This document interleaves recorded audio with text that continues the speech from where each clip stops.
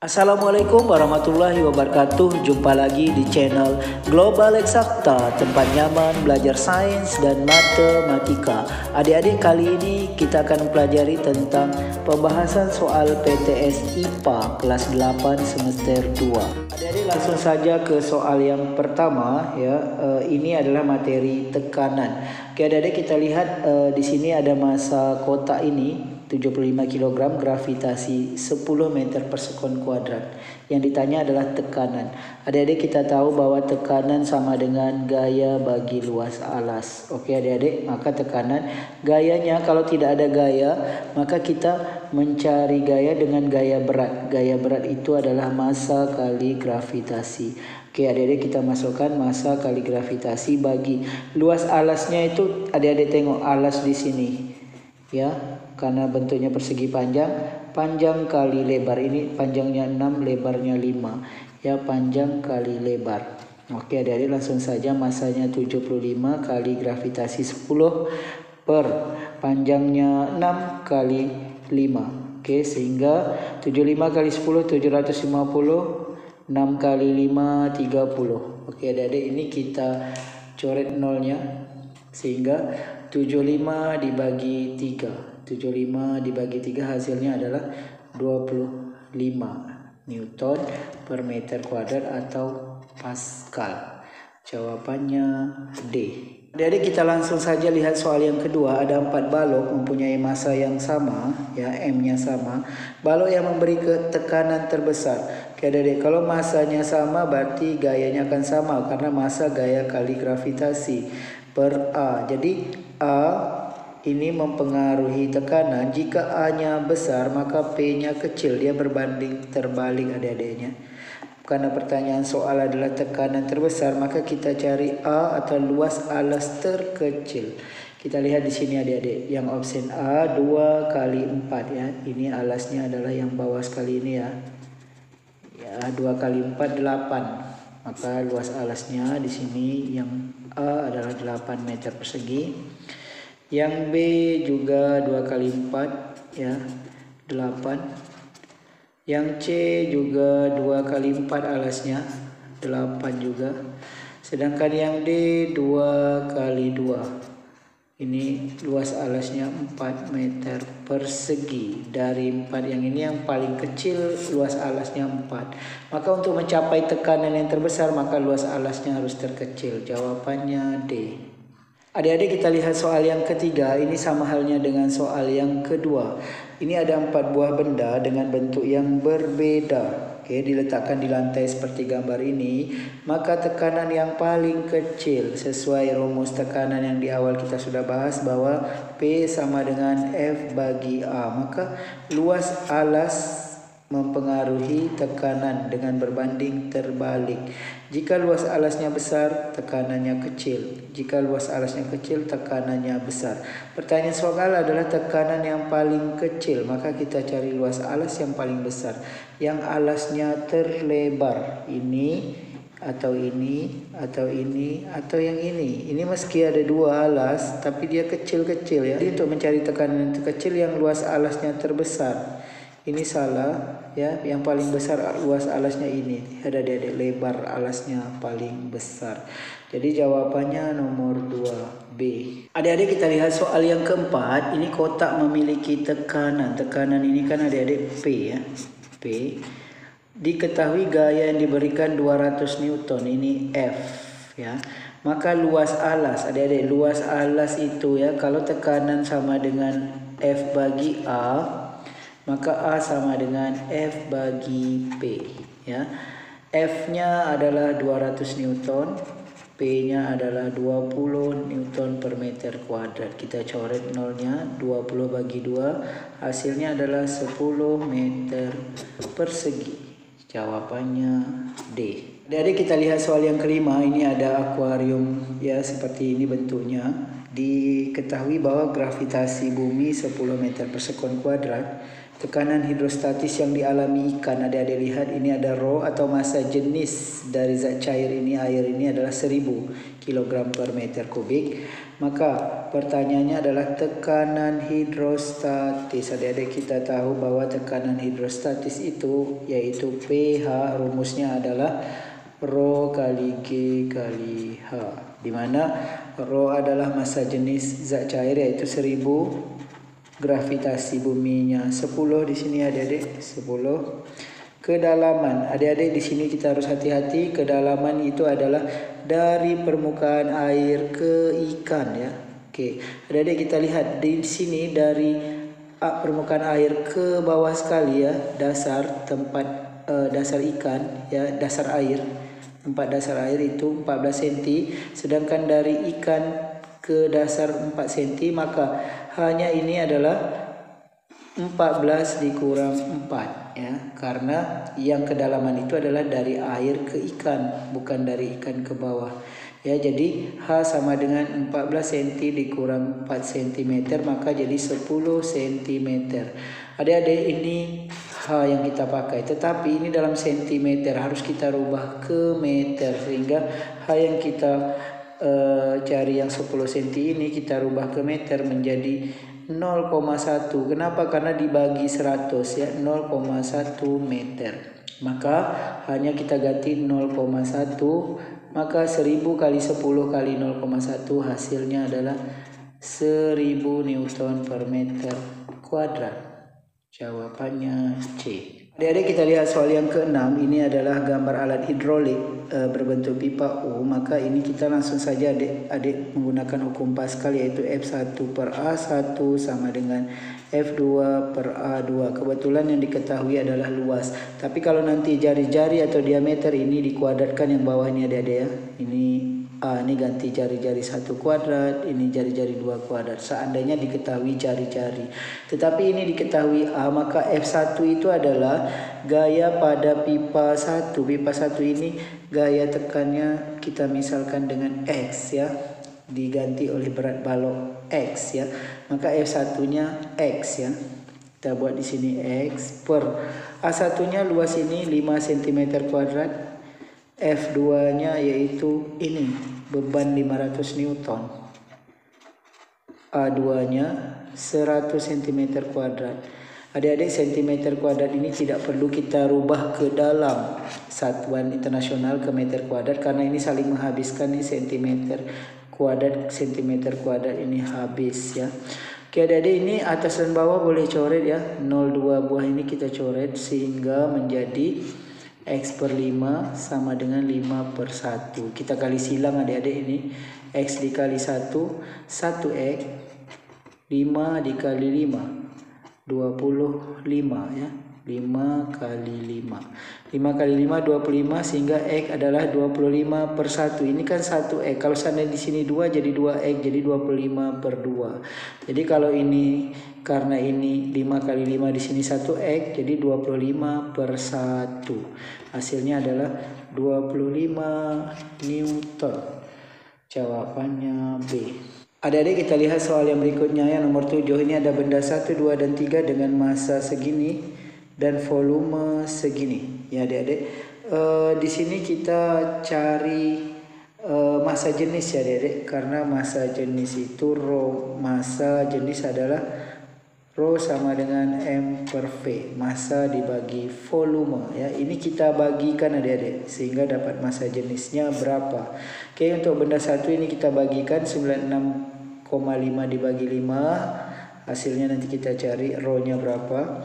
Ini 272 dibagi 20 berapa. Ini 118 bagi 5,5 dibagi 15 berapa. Oke adik-adik, kita cari massa jenisnya. 96,50 dibagi 5 hasilnya adalah 19,3. Kemudian 272 dibagi 20 hasilnya adalah 13,6. 118,5 dibagi 15 hasilnya 7,9. Oke adik-adik, ini kita bandingkan dengan massa jenis zat cairnya. Zat cairnya adalah 13,6.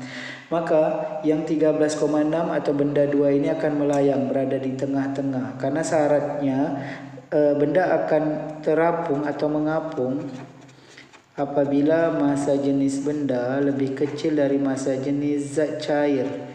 Benda akan melayang. Melayang itu berada di tengah-tengah ya, yaitu apabila massa jenis benda sama dengan massa jenis zat cair. Jika benda tenggelam yaitu berada di bawah apabila massa jenis benda lebih besar dari massa jenis zat cair. Massa jenis ya adik-adik, ini yang kita cari, massa bagi volume. Oke, maka yang mengapung adalah yang benda 3 karena dia lebih kecil dari 13,6. Benda 3 yang berada di atas ya mengapung. Kemudian benda 2 dia melayang di tengah. Benda 1 lebih besar dari massa jenis zat cair. Ini kita bandingkan dengan yang ini adik-adik. Maka dia tenggelam. Jawabannya D. Jadi kita lanjut soal yang berikutnya, soal ke-8. Perhatikan gambar berikut. Berdasarkan gambar di atas, maka besar gaya ke atas yang dialami.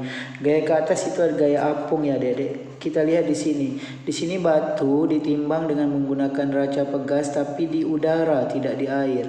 Sedangkan ini neraca pegas, batunya dimasuk ke dalam air. Jadi ini berat benda di udara atau WU. Ini berat benda di air atau WA. Jadi gaya apung itu atau gaya ke atas itu adalah berat benda di udara dikurang berat benda di air. Sehingga kita kurangkan adik-adik, 35 dikurang 30 hasilnya adalah 5 Newton. Jawabannya A.